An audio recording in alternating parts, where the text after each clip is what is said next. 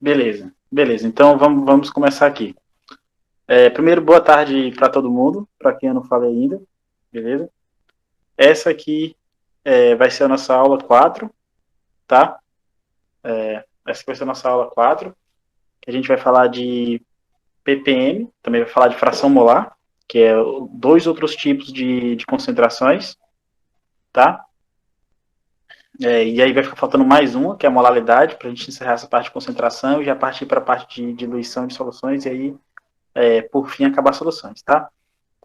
Mas aí eu queria falar de duas coisas importantes. Hoje pela manhã eu consegui postar lá os vídeos da aula que era para ter sido ontem, ou foi antes de ontem, na terça, eu acho, que era que falava de relação entre concentração comum e molaridade. Infelizmente ontem eu não consegui postar essas aulas, só consegui postar hoje. Eu gravei ontem, mas não consegui postar. E aí foram essas duas aulas, a aula de título em massa e a aula de concentração comum e molaridade, a relação entre elas duas, porque a aula mesmo de concentração comum e molaridade já tinha sido desde o começo da semana. E aí hoje também, para quem já pôde perceber, foi postado, no caso foi postado não, eu postei a primeira lista de exercício, tá? A nossa primeira lista de exercício, ela compreende questões de molaridade, questões de concentração comum e questões da relação entre molaridade e concentração comum, tá? São 10 questões, cada questão vale 10 pontos, então a gente vai ter um total de 100 pontos ali, tá? Sempre nas nossas atividades ou nossas atividades de modo geral, seja ela exercício ou outro tipo de atividade, ela vai estar sempre nessa escala de 0 a 100, tá? Que é o nosso,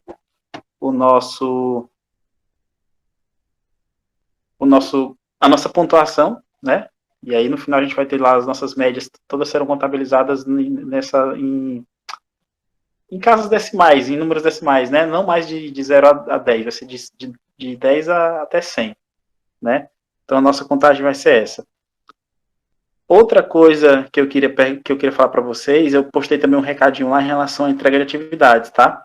Para facilitar o meu controle e também vocês se certificarem, pode ser que isso que eu vou falar seja já até óbvio. Você já deve ter feito isso no primeiro ciclo. Mas é sempre importante, quando vocês finalizarem a atividade, vocês marcarem como entregue, né? Me devolver, tipo, marcar como concluída, na verdade. E aí vocês vão ter, a gente vai ter um controle mais legal dessa parte de entrega. Tanto vocês vão ter, quanto eu também vou ter.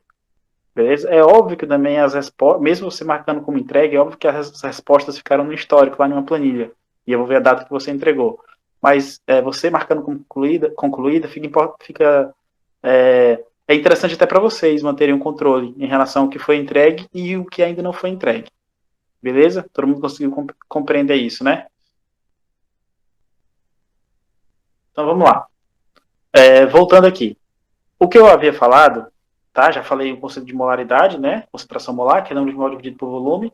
E falei do exemplo aqui de 100 gramas de ácido sulfúrico. É,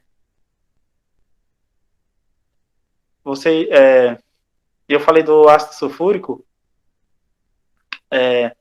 dissolvido em água, beleza? Então, dessa nossa situação. Eu falei de 100 gramas de ácido sulfúrico dissolvido aqui em água, tá? Então, eu vou pegar o ácido sulfúrico, as 100 gramas, e vou jogar aqui dentro, beleza? Esse é um exemplo específico. E aí, se fosse para calcular a concentração comum, seria fácil, né? Só pegar a massa em gramas, digamos que aqui a volume de água seja 1 litro, é só pegar a massa em gramas, dividir pelo volume da solução, que é 1 litro, e aí já vou achar a concentração comum. Só que para concentração molar ou molaridade, aí é diferente, gente. Por quê? Porque a primeira coisa, eu tenho que pegar as 100 gramas de ácido sulfúrico e transformar para número de mol, que é o nosso N1 aqui da fórmula, beleza? E aí o N1 aqui da fórmula, tá aqui, ó. Como que ele é calculado, professor? Que o senhor acabou de falar? Ele vai ser a minha massa em gramas, né, do soluto, dividido pela massa molar do soluto. E aí, nesse caso específico aqui, gente, como é que seria calculado? O N1 seria o quê? Seria massa em gramas do soluto. Quem que é o soluto? É o ácido sulfúrico. Então, a massa em gramas do soluto seria quem? Seria 100. Beleza? Seria 100. Quem que é a massa molar, professor? A massa molar, quando eu vou lá na tabela periódica e consulto a massa molar do hidrogênio, do enxofre, do oxigênio, faço o somatório aqui, multiplicando pelos respectivos índices, eu vou achar 98. Beleza? E aí bastaria eu dividir 100 por 98, eu ia achar o número de mol. beleza? Aí depois que eu achei o número de mol, era só dividir o número de mol pelo volume aqui da solução, 1 litro. E aí eu iria achar a molaridade, nesse caso, beleza? E aí o que acontece? Tem questões que pedem a molaridade, que é só você dividir o número de mol por volume. Já tem questões que pedem o volume, aí você vai ter que fazer o rearranjo matemático para calcular o volume. Tem questões que pedem a massa dentro lá da molaridade. Aí você vai ter que calcular a massa, tá? Porque a molaridade, ela também pode ser escrita assim, ó, como sendo massa em gramas do soluto dividido pela massa molar do soluto vezes o volume da solução. A molaridade também pode ser calculada assim.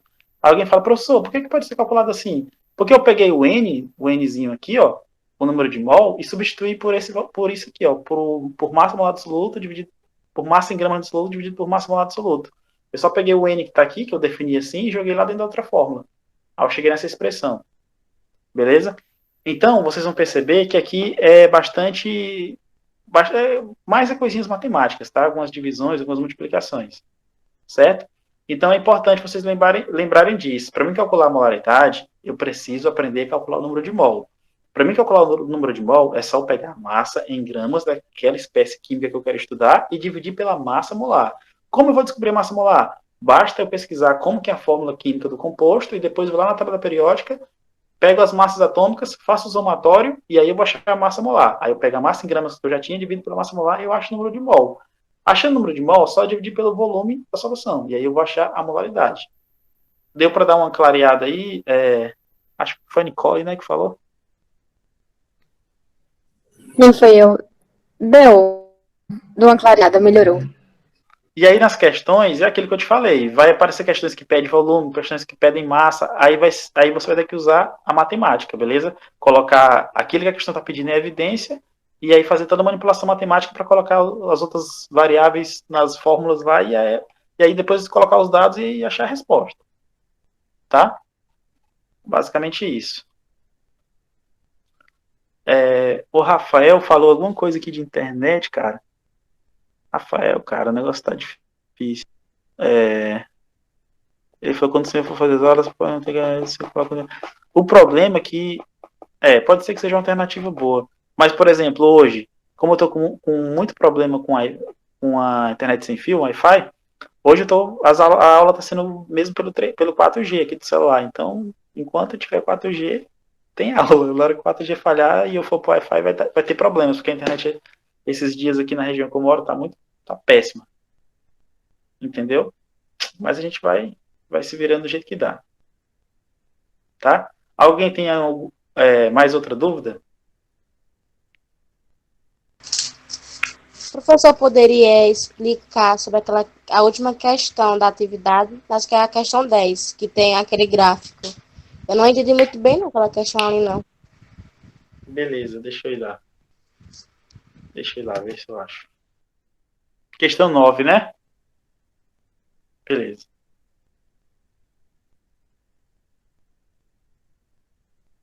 Essa questão aqui, né? A 9. Professor, essa questão aí, eu não entendi muito bem ela, não. Ela fala assim, ó. Essa questão fala assim, ó. A glicose, ela tem fórmula molecular C6H12O6. Se presente na urina, ela pode ter concentração determinada pela medida da densidade da cor resultante da sua reação com um reagente específico, o ácido 3,5 de nitrosalicílico, conforme a ilustração da figura abaixo. O que acontece?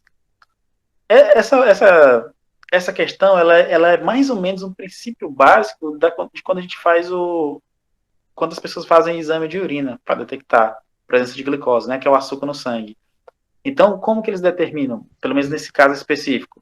Eles pegam a glicose, né, se a glicose estiver presente na urina, ela vai reagir com esse reagente específico, é meio redundante, mas é reagir com reagente mesmo. Ela vai reagir com esse reagente, que é um ácido, e aí a reação do ácido com a glicose presente, ela vai ter uma mudança de coloração. Então, à medida que mais glicose estiver presente, a coloração vai ter uma intensidade maior. Então, é meio que o quantitativo de glicose presente no sangue, ele é detectado meio que visual. Beleza? Ele vai reagir com reagente. Eu vou nem falar reagir com reagente porque é meio estranho. Ele vai reagir com ácido, né, da questão.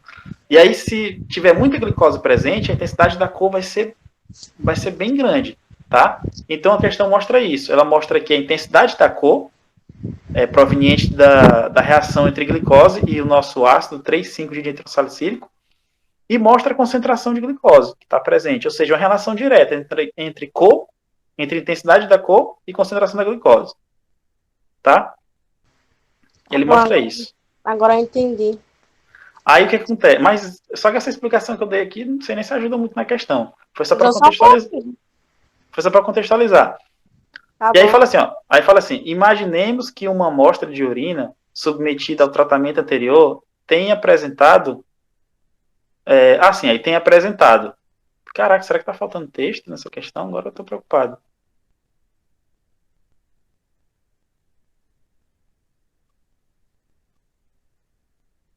Agora eu tô extremamente preocupado, está faltando texto. Não, mas é isso. Eu vou dar uma olhada se está faltando texto, mas a princípio eu acho que não tá. Tá? Então ele mostra isso. Aí você, o que você vai fazer? Você vai lá nas alternativas, e aí as alternativas, elas. Lá nas alternativas, ele vai falar várias coisas em relação a esse gráfico. Então vai ser uma questão de interpretação de gráfico.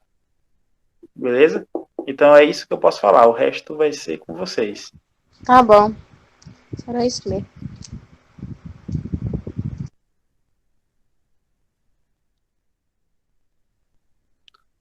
Tá.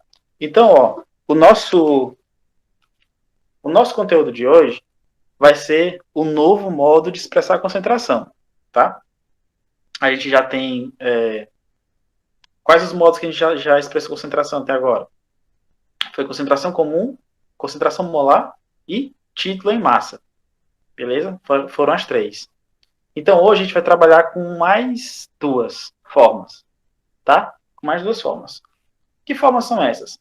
A primeira forma que a gente vai trabalhar hoje é uma forma de expressar concentração chamada partes por milhão, tá? Essa forma aqui de expressar concentração, ela foi proposta pelos químicos por conta da seguinte situação.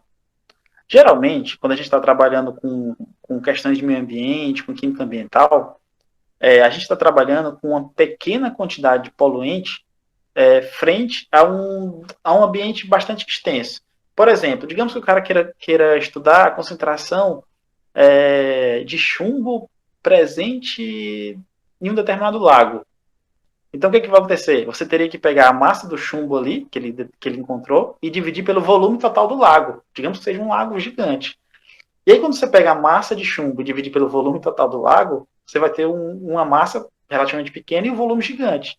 Um número pequeno dividido pelo número gigante vai dar o quê? Um número extremamente pequeno. Né? É matemática, né? Um número pequeno. Dividido por um número grande vai dar um número pequeno, obviamente. E aí os químicos eles pensaram que, gente, a gente precisa procurar um novo modo de expressar as concentrações para esse tipo de ocasião, para a gente não ficar trabalhando com um número muito pequeno. Porque já imaginou você ficar trabalhando aí, você fazer um monitoramento de poluição de um determinado lugar, e aí as concentrações fossem tipo 3 vezes 10 elevado a menos 60, né? Que no caso 10 elevado a menos 60 é 0,000 até chegar lá na casa 60, né?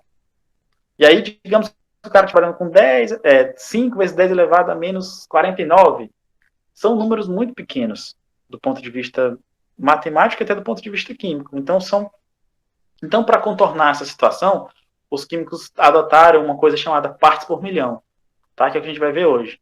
E quando que é empregado as partes por milhões? Quando a gente está trabalhando com isso daqui, ó. Quando a gente está trabalhando com soluções bastante diluídas. Tá? O que são soluções bastante diluídas? São soluções que têm baixa concentração, que é o caso dos traços de um poluente dentro de um lago. A gente vai ter uma pequena quantidade de poluente e vai ter o volume do lago gigante, o volume de água é gigante. Então a gente vai ter ali uma pequena concentração. Então ali é classificado como uma solução diluída. Beleza? Então eu vou mostrar para vocês aqui um exemplo. No slide aqui vai estar. A gente vai falar sobre um exemplo de um caso numérico, um caso prático e numérico para a gente ter ideia do que é ppm, por que ele foi empregado. Tá? Então, digamos, aqui nessa parte, ó, digamos que a qualidade do ar ela é inadequada, ela torna-se inadequada quando há mais de 0,00015 gramas de CO. O CO é o monóxido de carbono. beleza? Ele é um parente próximo do CO2 que a gente conhece, que é o gás carbônico, né? O CO é um parente próximo, ele é um óxido também, bastante poluente. Então, toda vez que a gente tiver mais do que 0,00015 gramas de CO por grama de ar, a gente já vai ter uma qualidade do ar bastante comprometida, bastante inadequada. Beleza? E aí, se eu pedisse para vocês, gente, eu quero que vocês calculem para mim a concentração desse negócio. Aí vocês iriam falar, professor, é só dividir a massa em gramas do CO pela grama do ar, que é o que ele mostra aqui, ó. Ele pega 15 vezes 10 elevado a menos 6. Por que é 15 vezes 10 elevado a menos 6? Porque ele deslocou a vírgula aqui para a direita, né? A notação científica. Aí chegou em 15 vezes 10 a menos 6. E aí dividiu, e aí está relacionado com 1 grama de ar, né? Que foi o que o próprio enunciado aqui dessa situação falou para a gente. Que o ar torna-se inadequado quando tem essa quantidade em gramas de CO por grama de ar. Que foi o que ele pegou aqui, ó. Beleza? Ele pegou essa notação, essa relação aqui, que eu estou marcando para vocês, nada mais é do que o que foi falado aqui nesse pequeno texto. Eu só peguei e reorganizei. Beleza?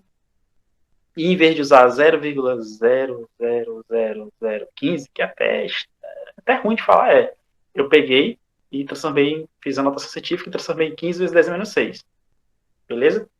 E aí, para me fazer o tratamento adequado disso, uma maneira fácil de fazer o tratamento adequado disso é eu fazer o quê? É eu multiplicar os dois lados aqui por 10 elevado a 6. Alguém fala, professor, o que você vai fazer mesmo? Eu vou multiplicar tanto esse 15 vezes 10 elevado a menos 6, quanto esse 1 grama. Eu vou multiplicar ambos os lados por 10 elevado a 6. Beleza? O 10 elevado a 6, todos vocês sabem que é a mesma coisa que 1 milhão. Né? É 1 milhão. Então, quando eu multiplico esse 15 vezes 10 elevado a menos 6, eu vou 15 vezes 10 elevado a menos 6, multiplicado por 10 elevado a 6, eu vou achar somente 15. Porque o menos 6 vai cancelar com os 6 daqui. Né? Eles vão cancelar, e aí essa parte aqui some. Aí vai ficar só 15 gramas de CO. E aí vocês já percebem que já é uma coisa mais fácil para mim tratar. Né? Em vez de ficar com 0,00015, eu já vou ter só 15 gramas de CO, que é o monóxido de carbono. Tranquilo. Lá do outro lado, eu não vou ter mais 1 grama de ar. Eu vou ter 10 elevado a 6 gramas de ar. Por quê? Porque eu multipliquei ambos os lados por 10 elevado a 6. Então, se aqui tinha 1 grama, vai ser 1 grama vezes 10 elevado a 6, que vai dar 10 elevado a 6 gramas de ar. Beleza? Se eu multipliquei um lado, também multipliquei o outro. Só que o 10 elevado a 6 gramas de ar equivale ao quê? A 1 milhão de gramas de ar. Por quê? Porque 10 elevado a 6 não é 1 milhão. Então, aqui a gente vai ter 1 milhão de gramas de ar. E alguém fala, professor, então agora eu entendi. Então você vai pegar esse 15 gramas de CO e vai dividir por esse 1 milhão aqui de gramas de ar. É justamente isso. Então, a gente vai dizer, ou dizemos, que para essa situação aqui específica, a gente tem o quê? A gente tem 15 partes de CO em 1 milhão de partes de ar. Ou abreviadamente, a gente tem 15 ppm de CO no ar. Por quê? Porque eu tenho as 15 gramas dividido por 1 milhão de gramas. Beleza? Então, o ppm é justamente isso, é partes por milhão. É aquela minha parte que eu tenho dividido por 1 milhão de outra parte. Então, se eu tenho 15 gramas de CO dividido por 1 milhão de gramas de ar, então eu tenho 15 ppm de CO no ar. Aí, alguns livros, eles falam que não existe uma fórmula específica para ppm, como as outras concentrações, não sei o quê, mas geralmente a gente sempre dá um jeito. Tem algumas fórmulas específicas de descobrir, tá? Ó, geralmente tem essa fórmula aqui, ó. 1 ppm, né, é igual a 1 parte por 1 milhão de partes, que é o que eu acabei de falar. Ou uma parte equivale a 10 elevado a 6 partes, que foi também tudo que a gente acabou de mencionar aqui. Só que existe uma maneira também mais fácil de a gente tratar isso. Que maneira é essa? É a gente pegar o ppm, que está aqui onde está marcado em vermelho. O ppm também pode ser definido como sendo a massa do soluto em miligramas dividido pela massa do solvente em quilogramas.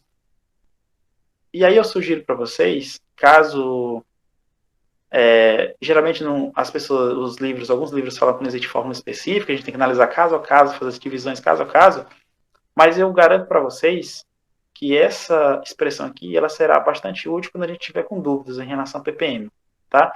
Digamos que eu tenho uma situação, uma questão, e aí eu estou com muita dúvida em relação a essas regras de 3, em relação a multiplicar por 10 elevado a 6 diante dos lados, e depois dividir, meio confuso. Então a gente vai usar essa fórmula aqui, para facilitar a nossa vida. Então vai ser sempre o que? O ppm? Vai ser sempre a massa do soluto em miligramas, dividido pela massa do solvente em quilogramas. Então, tenham muito cuidado com relação a isso. Eu vou transformar a massa do soluto em miligramas e a massa do solvente em quilogramas. E aí, quando eu fizer a divisão, o valor resultante vai ser o valor em ppm, em partes por milhão. Conseguiram entender isso aí até agora ou não? Me expliquem, né? Me falem aí o que vocês entenderam.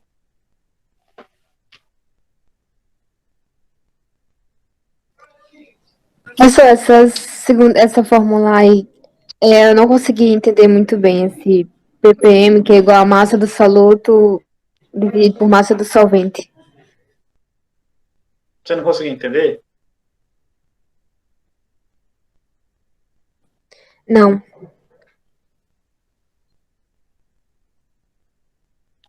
Porque é o seguinte, ó. Deixa eu voltar aqui. Essa parte aqui que eu expliquei, que a gente tem que multiplicar.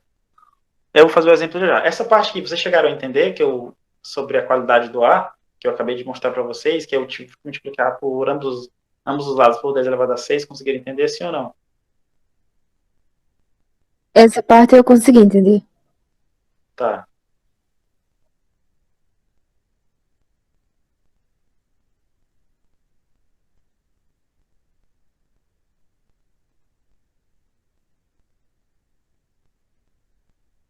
Beleza. Aí, seguinte, essa outra parte, ela é a parte mais fácil.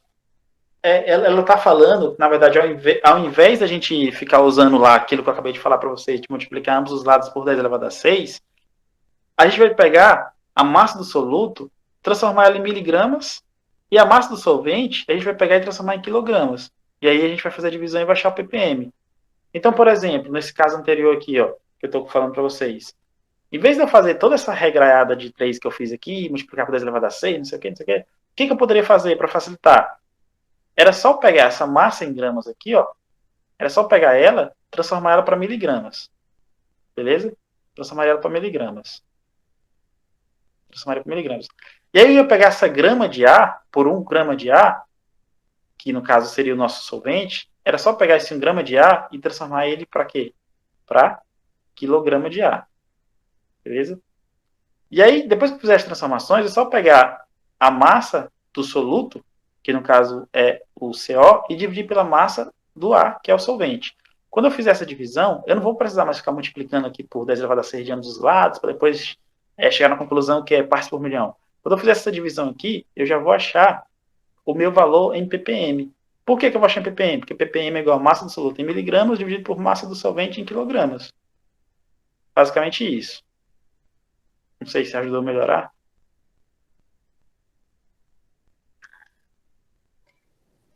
Ajuda a melhorar um pouquinho. Deixa eu só ver uma coisa aqui.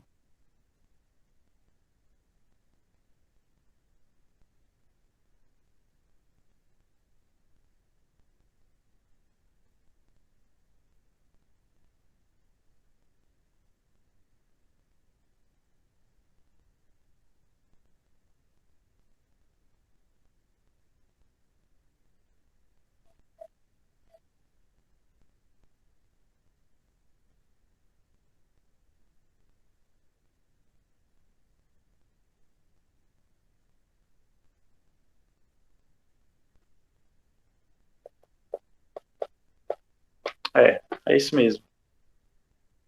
É isso mesmo. Tá? Deixa eu ver. Deixa eu ver aqui. É o seguinte, o Rafael falou de uma questão. O problema, Rafael, até tem a questão, que é essa aqui. Beleza? É uma questão que caiu no Enem. Certo?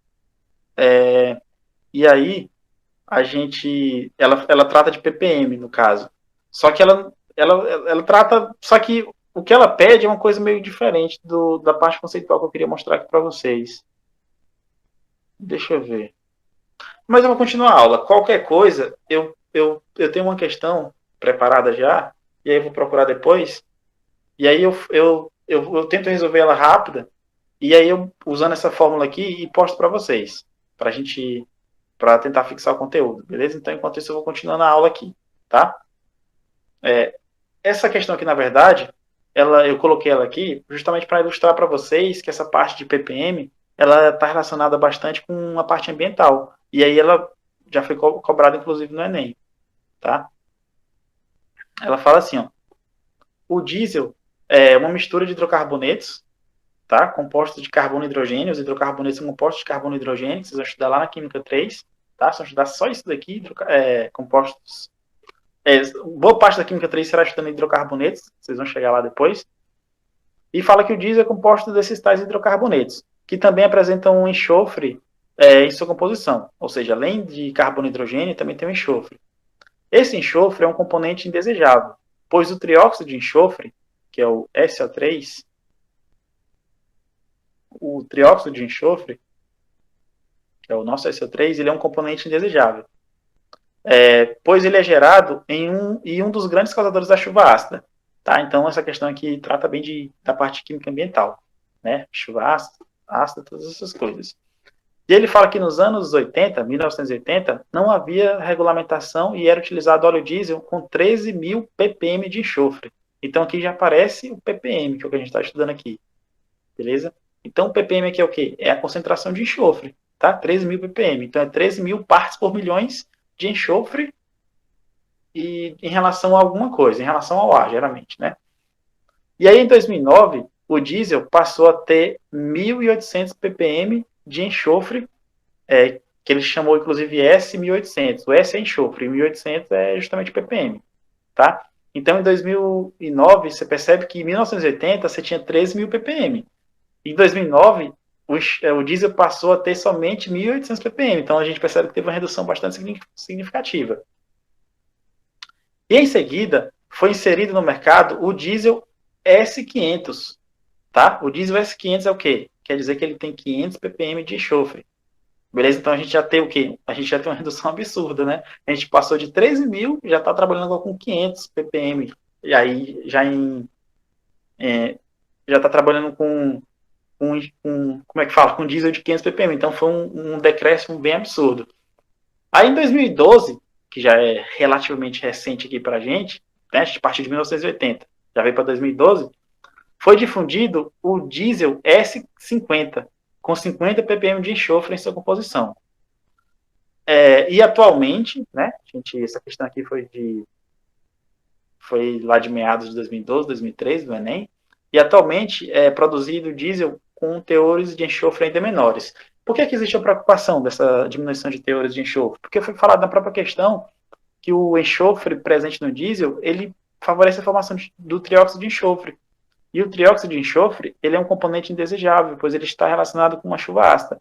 Então, aqui a gente tem uma questão ambiental bastante importante, tá? Então, é sempre desejável que as pessoas que trabalham com combustíveis, eles diminuam esse teor de enxofre, tá? E a concentração aqui, ela foi medida em ppm. E aí a questão fala assim, ó, a substituição do diesel usado nos anos 1980 por aquele difundido em 2012 permitiu uma redução percentual da emissão de SO3 de... Aí tem as porcentagens. A questão em si, ela é fácil, tá? Eu coloquei ela basicamente aqui para mostrar como que o ppm pode ser cobrado em alguma questão do Enem, por exemplo, tá? E como que ele é apresentado. Ele é apresentado porque o ppm é uma medida de concentração bastante importante em questões ambientais. Foi o que eu falei lá no início da aula.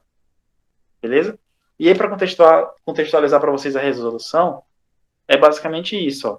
Ele fala que em 1980 a gente tinha 3.000 ppm de enxofre no diesel, né? E aí ele pergunta em relação a 2012, a porcentagem de diminuição. Em 2012, o teor baixou somente para 50 ppm. E aí você faz só uma regrinha de 3, ó. 13.000 ppm que tinha em 1980 corresponde a 100%, no meu caso aqui.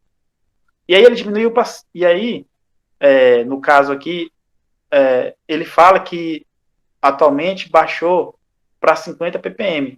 Então a gente vai pegar o quê? Vai pegar o 13.000, vai diminuir os 50, então vai dar 12.950, para a gente poder calcular a redução, beleza? O tanto que reduziu, a porcentagem de redução, beleza?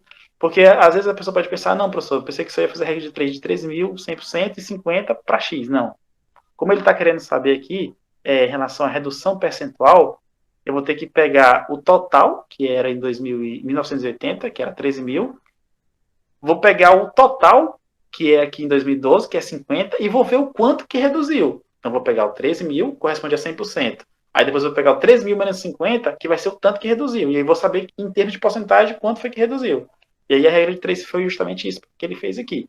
Beleza? 13 mil, 100%. 12.950 foi X. De onde foi que veio 12.950? Eu peguei o 13 mil e diminui de 50, e fiz a subtração em relação a 50, que é o que a gente tem atualmente do teor de enxofre. Beleza? E aí a gente vai achar, estou nem conseguindo enxergar a resposta, a gente vai achar 99,6% de redução. E aí faz todo sentido, né? Porque se eu tinha 13 mil naquela época e hoje eu tenho 50, quer dizer que teve uma redução de quase 100%, 99,6%. Então, uma redução bastante absurda. E aí essa questão aqui, mais uma vez, eu não fui logo direto para a resposta, não sei, eu tentei contextualizar com vocês para vocês entenderem basicamente como o PPM cai na questão e como que a gente interpreta esse tipo de questão. Conseguiram entender ou deu uma enroladinha aqui no final?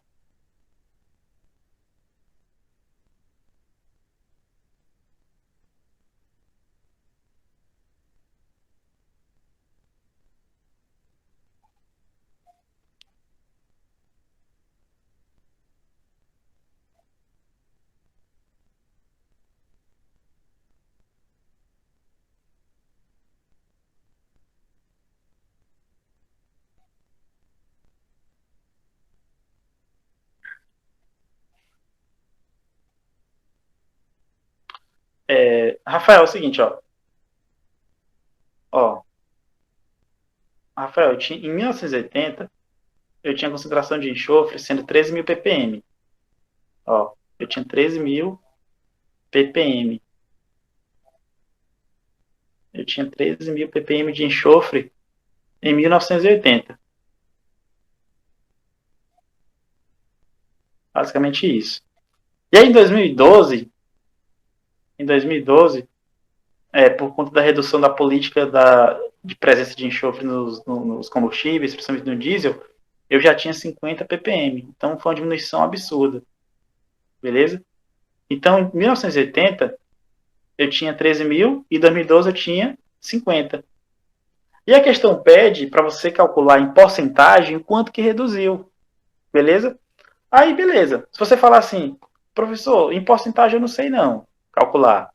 Mas em valor numérico absoluto eu sei quanto reduziu. É só pegar o 13 mil, que era 1980, e pegar o 50, que é agora em 2012. Então, se eu diminuir 13 mil por 50, eu vou ter o quê? Vou ter 12.900. Vou ter 12.950.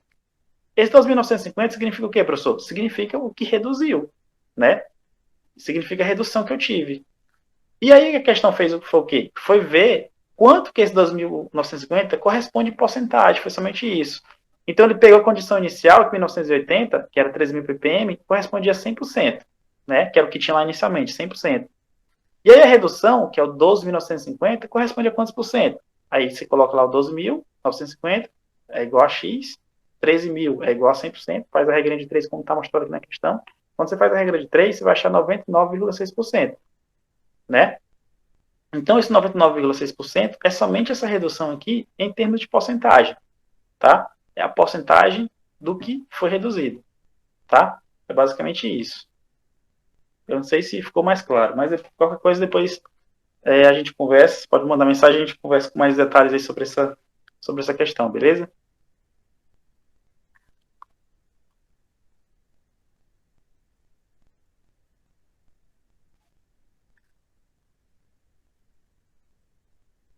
Aí, a gente tem mais outro tipo de concentração, tá? Então, a gente acabou de ver o ppm, que é partes por milhão, e agora a gente vai estudar outro tipo de concentração, que é a fração em mols ou fração molar.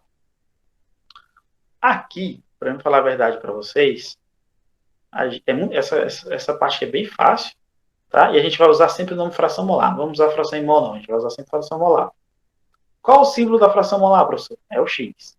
Beleza? Símbolo da fração molar é o X. E aí, professor, o que significa fração molar? Tá aqui, ó, na cara. Fração molar em uma solução é o quociente, ou seja, é a divisão entre a quantidade de mol do soluto e a quantidade total de mols da solução. Quem é a quantidade total de mol da solução? É soluto mais solvente. Lembrando, mais uma vez, uma solução é o quê? É uma mistura, né? Por exemplo, eu pegar sal, jogar dentro da água, né? Pegar sal de cozinha, o NaCl, jogar dentro da água, misturar, ele vai formar uma mistura somente de uma fase só, né? Quando ele forma uma mistura de uma fase, ele é o quê? Uma mistura homogênea, né? Uma fase, mistura homogênea. Toda vez que eu tiver só uma mistura homogênea, né? Toda vez que eu tiver uma mistura homogênea, eu vou ter uma solução. E aquela substância que eu joguei dentro, que eu dissolvi, ela é chamada de soluto, é a que está presente em menor quantidade. E aquela em maior quantidade, que no caso é água, ela é chamada de solvente. Tá? Então a fração molar, ela é a divisão entre a quantidade de mol do soluto pela quantidade de mol total da solução. E aí, matematicamente, essa definição pode ser expressa assim, ó, o X, que é a fração molar, X1, de onde foi que veio o 1? Ah, sim, perguntar para vocês, o que significa esse 1 aqui do lado do X? Alguém consegue me responder?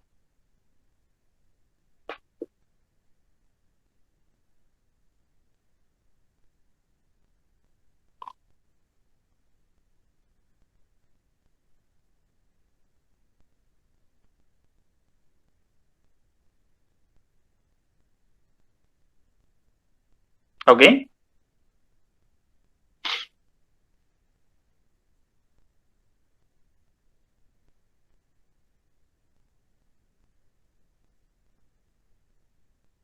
Beleza. Então, o 1 corresponde ao soluto, tá? Então, o x1 quer dizer a fração molar do soluto.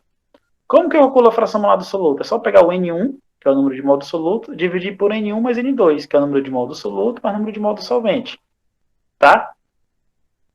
É assim que calcula a fração molar. E alguém fala, professor, posso calcular a fração molar do solvente, que seria, no caso, x2? Pode. Vai ser a mesma fórmula aqui. A única diferença é que no lugar de N1, você vai utilizar aqui quem? Você vai utilizar o N2. Porque eu estou calculando o x2, né? Que é a fração molar do solvente. Então, vou usar o número de mol do solvente dividido pelo número de mol da solução. Então, fração molar é isso. Pega o número de mol do soluto, divido pelo número de mol total da solução. Quem que é o número de mol total da solução? É o número de mol do solvente mais o número de mol do soluto. Beleza? Essa é a nossa chamada fração molar. Todo mundo conseguiu entender aí?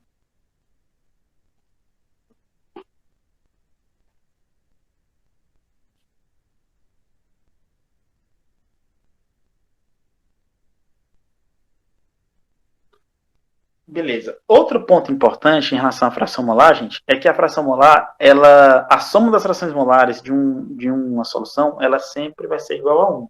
Tá? Esse é outro dado importante. Por exemplo, se eu tiver uma solução entre sal de cozinha e água, e aí eu vou ter fração molar x1 do soluto e x2 do solvente. A soma de x1, ó, vou até anotar aqui, ó. A soma de x1, eita, x feio. A soma de x1 mais x2, ou seja, fração molar do soluto e fração molar do solvente, ela vai ser igual a 1. Beleza? Tem mais essa informação importante aqui para vocês, tá? A soma da fração molar do soluto com a soma da fração molar do solvente, ela vai ser igual a 1, tá? Vamos ver aqui. Deixa eu ver aqui. Beleza. Ó, seguinte, eu ia fazer essa questão aqui, mas não vou fazer. Eu vou deixar para vocês fazerem essa questão aí agora, tá? Peguem o caderno de vocês, enquanto vocês fazem, eu vou beber uma água aí. Vou beber uma água aí, não, vou beber uma água ali, tá? Então, vocês vão, de acordo com o que a gente estudou até agora, tá? Eu vou até colocar aqui a fórmula. X1, vocês interpretem aí, X1, que é a fração molar do soluto, é igual a N1 dividido por N1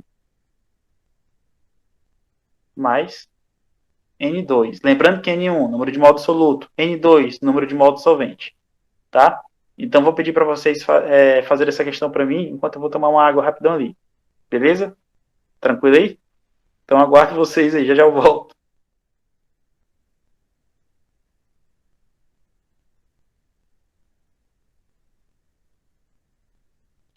E aí, voltei.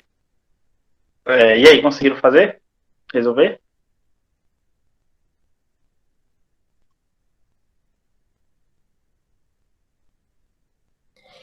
Calma, professor, mal começamos a Ah, questão. tá. Tá. Então façam aí. Eu vou ter calma com vocês. Pode fazer. Professor, Pode falar. o meu deu a letra A. Beleza. Me explique aí como foi que você fez. Vai me dizendo aí.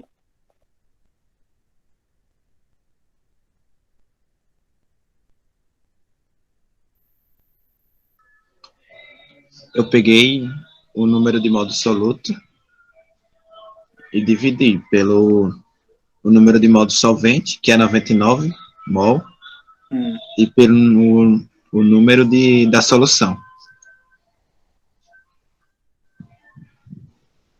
Ó, mas é o seguinte. Ó, eu vou ler aqui. Enquanto vocês estão fazendo, eu vou explicar para vocês uma coisa. Ó. Seguinte, ó. Uma solução, ela é preparada tomando-se 1 mol de glicose, que é o C6H12O6, e 99 mol de água, que é o H2O. E aí a questão fala assim: essa solução ela apresenta frações molares de soluto e solvente, que é a frações molares de soluto e solvente, respectivamente. O respectivamente quer dizer na ordem, ele quer primeiro soluto, depois solvente. Então ele fala que as frações molares de soluto e solvente, respectivamente, são iguais a. E aí tem que ter cuidado, porque a fração molar do soluto é o número de mol do soluto dividido pelo número de mol do solvente mais soluto, que no caso é o número de mol da solução. Entendeu? E o número de mol do solvente e a fração molar do solvente é o número de mol do solvente dividido pelo número de mol do soluto mais o número de mol do solvente. Tá? Então, de cara, não é a letra A. Deu para entender aí, Rafael? Deu sim. Faz ela de novo, agora tu vai acertar, com certeza.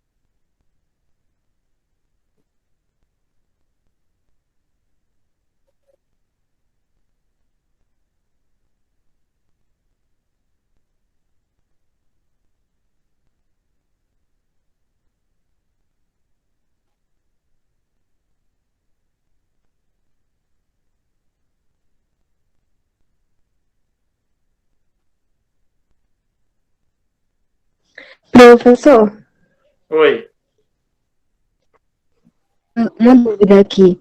No caso, o N1, que seria o solvente, seria substituído por 1 mol, e o N2, que no caso já seria relacionado ao soluto, seria substituído por 99 mol? Não, é o contrário.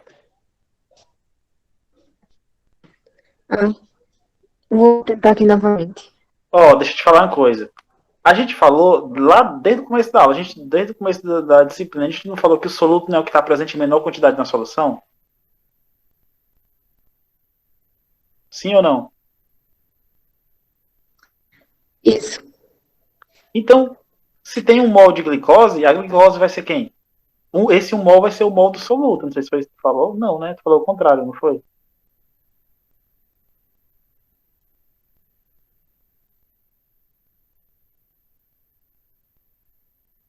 Ó, se eu tenho 1 mol de glicose e tenho 99 mol de água, esse 1 mol vai ser o soluto. Por quê? Porque ele está presente em menor quantidade.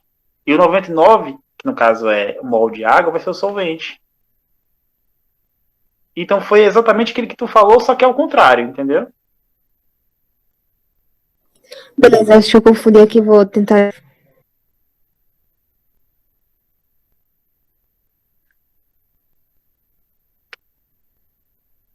Cadê a Maria Luzia? Já fez?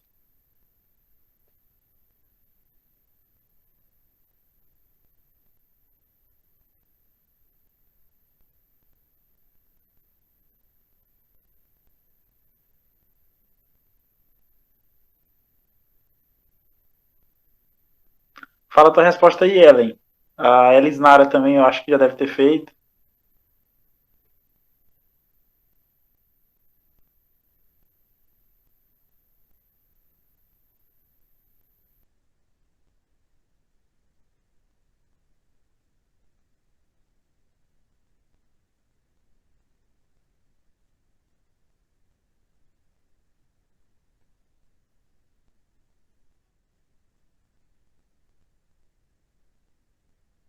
E aí, Rafael, conseguiu fazer?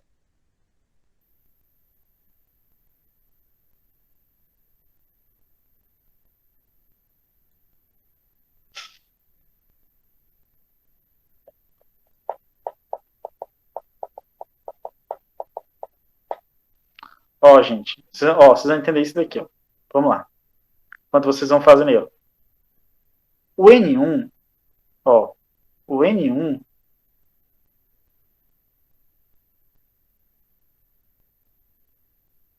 o N1 é o número de mol do soluto. Ele vale quanto, gente? Acabei de falar, vale 1. O N2 é o número de mol do solvente. Quem que é o solvente? A maior quantidade. É quem? É a água.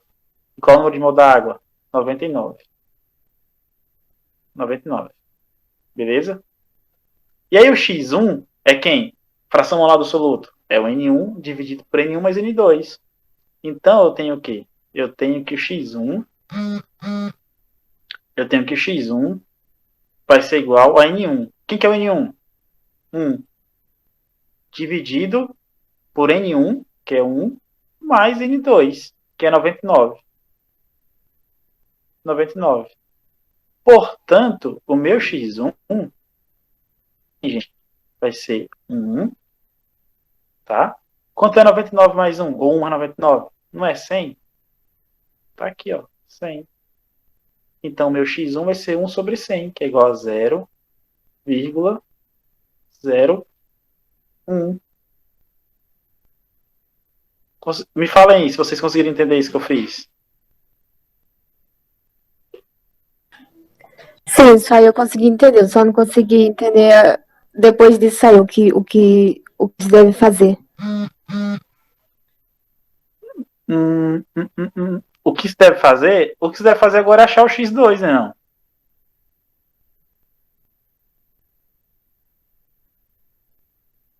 Mas é do mesmo jeito Do mesmo que o jeito. X1? É, ó. Presta atenção aqui, ó. Eu não falei no slide anterior que o X1 calcula desse jeito aqui que eu estou mostrando, ó. E o X2 calcula desse outro jeito aqui, onde eu estou circulando aqui agora, ó. O X2 é igual. A única diferença é que você vai trocar o N1 lá no X1, aqui em cima, no numerador, por N2 aqui no X2. Mas no denominador é igual. Só vai trocar o numerador. Conseguiu entender como é que faz o X2? Sim, agora sim, entendi.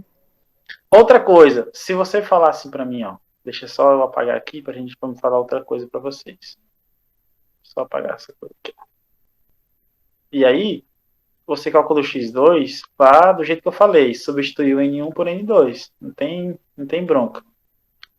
Só que você quiser também, tem outra alternativa, que eu vou mostrar aqui agora. Vamos ver. Que alternativa é essa? Eu falei lá no slide anterior que x1, uma solução, mais x2, eu falei que x1 mais x2, a soma dos dois tem que dar sempre igual a 1. Beleza?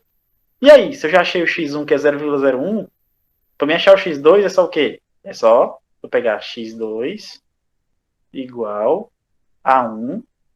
O x1 que está com sinal positivo vai passar para lá com sinal negativo. 1 menos. Mas quem é x1? Acabei de achar, 0,01. Aqui, ó, 0,01. E aí, se tiver calculadora, vocês fazem para mim. Quanto é 1 menos 0,01, que é o meu x2? 1 menos 0,01 é igual a 0,99.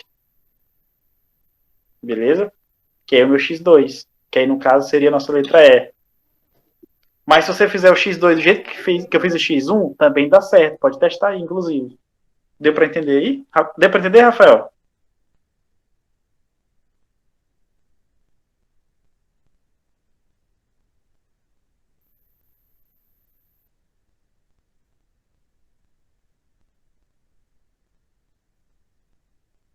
A Elisnara falou que não conseguiu. Conseguiu entender agora? Também?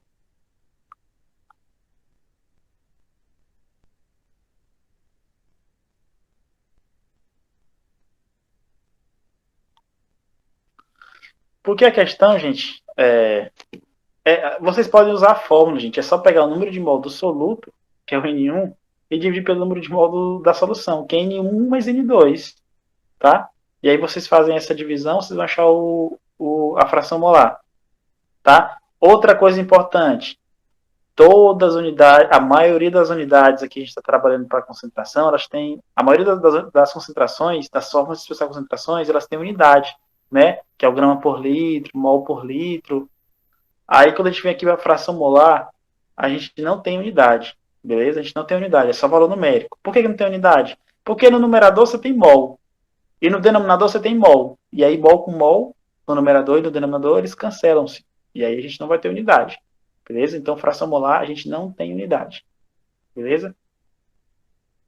Fala aí, Rafael, por que não entendeu bem? Qual foi ainda, o que ainda está de dúvida aí?